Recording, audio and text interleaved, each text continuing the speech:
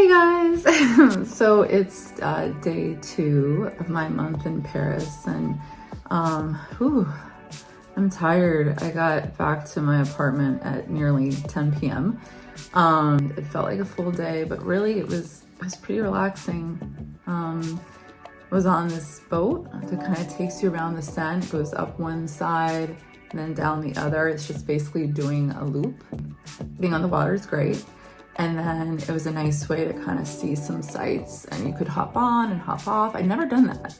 When I studied abroad in Lille, I think I went to Paris 4 times. I've been to Paris probably several other times, but I'd never done this boat ride. And it sounds like it could be like a super touristy thing, but I don't know, I found it to be nice. It was a quick way to get over to the Tour Eiffel, to the Eiffel Tower. Just kind of, took it in, took some photos, took some video, and then hopped back on and went to the Jardin de Luxembourg. I have like good memories of that place. I mean, it's a garden, and it's a pretty garden, it's a big garden, and it was so nice to just relax there. It felt like it had been a little while since I just kind of like sat still and had, I don't know, well, basically an opportunity to meditate. Like not a lot of distractions and enough time to just, and like thoughts to come and go and move and everything like that. Navigating a city, it can take a lot, like logistically. You're like, okay, left, right, we got turned around, yada, yada. And we're trying to figure out public transportation, which I haven't done yet. I've not tackled the subway. Somehow my 5 years in San Francisco of only taking public transportation, however I felt strong in that department is kind of faded after 10 years living in Los Angeles. So I'm a little intimidated, and I've taken it before here, but I'm kind of like, ooh, I don't know.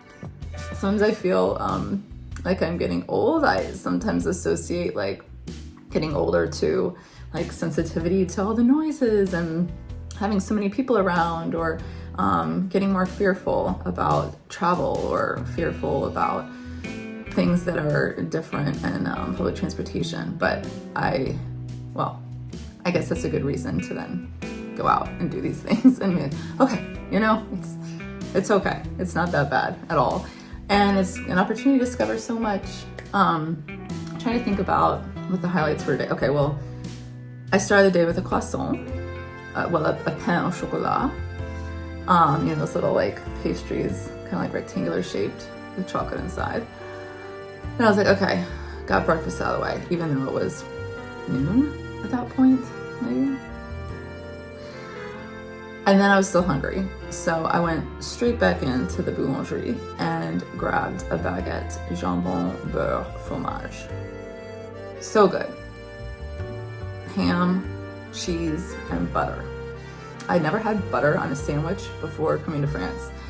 I remember discovering that and just being like, okay, there is something to this. So I had one of those. It's really good. I didn't have any ice cream today, but I did just finish out the night with a gaufre. There's this, they'll do like waffles with sugar inside. I don't know. I feel like, I hesitated to order one because I saw there were a few like behind the glass, and the machine was out, but I'm like, you know what? I don't know if it's just this guy on his own tonight and he's like past the point of dealing with making fresh waffles.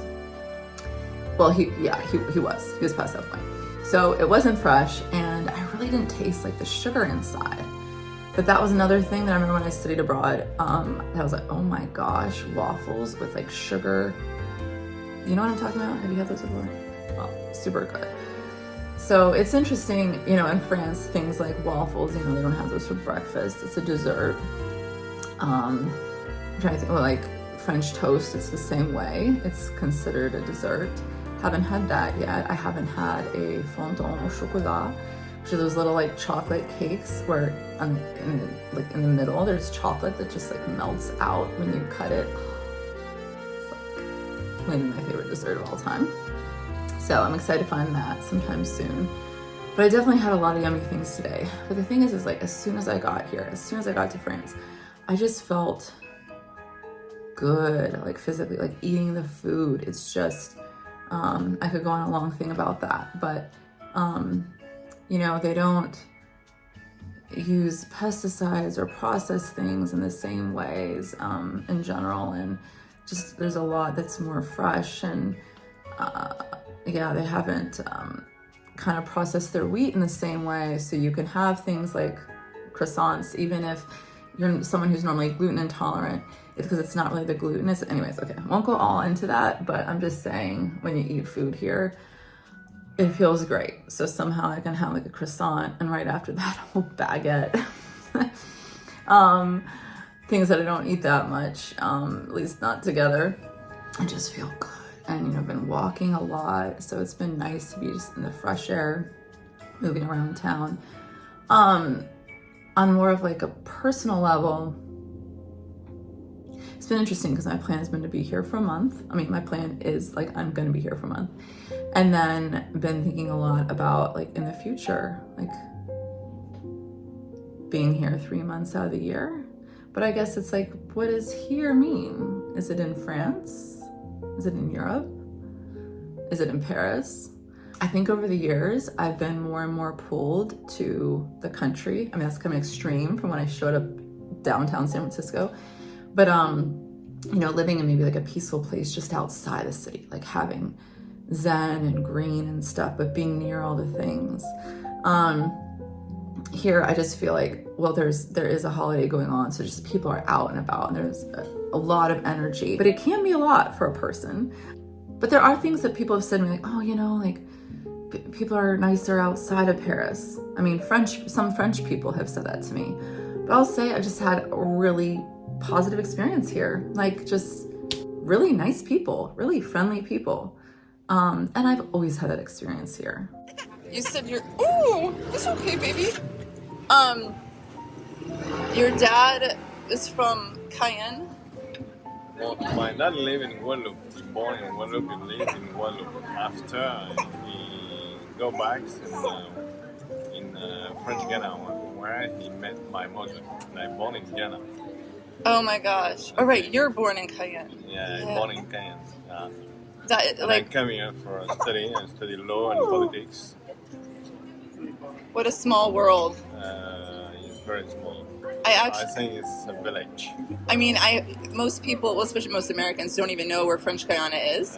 And actually, when I took the plane from New York to here, there was a guy, and his grandpa was from French Guiana, and he said, "Oh yeah, he left when he was 13 years old and never went back." But it's like weird to meet two people, like roots there. You meet people from all over. Yeah. But that's a crazy coincidence. Yeah. You happen to just like sit down here. I'm in Paris since 40 years. Because I went for a study. And I stay married, wife, kids. Yeah. And I'm judge here. Oh wow. Yeah. President of chamber at the Court of Appeal of Paris. Oh wow. Yeah, nice to meet you. So nice to meet you too. My name's Lisa. Nice, enchanté. Enchanté. Yeah, sorry, right? We French. don't shake hands here. I forgot. Yeah, so sorry. And this is my friend Antonia. And what's your name? My name's Lisa. Lisa. Yeah, Lisa. Hi, Frank. But there can also be this little attitude from Americans about like the French being rude and this, that, and other thing. And sometimes they're just talking about Parisians because that's normally where they go, and not necessarily people elsewhere, like in small towns. But again, I just had really good experiences here. And that dates back to like 2000, 2001? 2001, that's when I was first in France, in Paris, and Lille, and other parts. So anyways, so yeah, I've been thinking though just about like a sense of home. My brother Joel actually commented on that once, just about, well, I think what he said was to the effect of like, you can be happy anywhere. I don't know that I really believed that when he said it. And more recently, I feel like I've been to a lot of the places that I was really, really wanting to go. And I've had a lot of solo travel experiences as well. And I can just tell that I'm going through some like life shifts with prioritizing a stronger sense of community, partnership, having your tribe, I mean, these are all things I've always found important and found value in. But I think there's a certain level of satisfaction with having gone after certain things or gone to certain places, done certain things on my to-do list. And so there's a little bit of an inner peace in that area, and the happiness that I get from loved ones. I'm still thinking about that.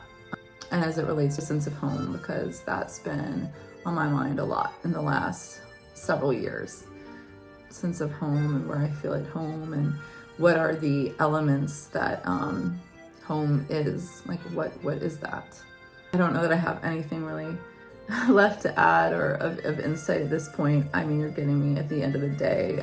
There are like knots in my hair. I can use a shower and I'm sleepy. But it was pretty beautiful out today. I found myself, I had brought like a little journal. It's more of my like little notebook that I use to kind of plan out goals and things, and think about professionally like what the to-do items are, what the main priorities are for like the next month or period of time. I found myself though, I just wasn't, I wasn't even inspired to open it up. Not today anyways. It was more about just, again, like just being. And I think part of that is honestly just some elements of decompressing after a variety of things. A variety of things. So I've had 15 years full-time in California, in San Francisco and Los Angeles. Full-time freelancer most of that time. Anyways, just like kind of thinking about moving forward, where things are headed, and it can take a lot out of you, you know, going after your dreams, or being self-employed, or being a creative. Just so wanting things like yesterday, and just keeping going, getting back up, keep going. You know, getting up at 4 a.m. Oh my God, that was like an incredible day, working on the music video, blah, blah. And then it's a new day. All right, right back at it, you know? So that can be a lot.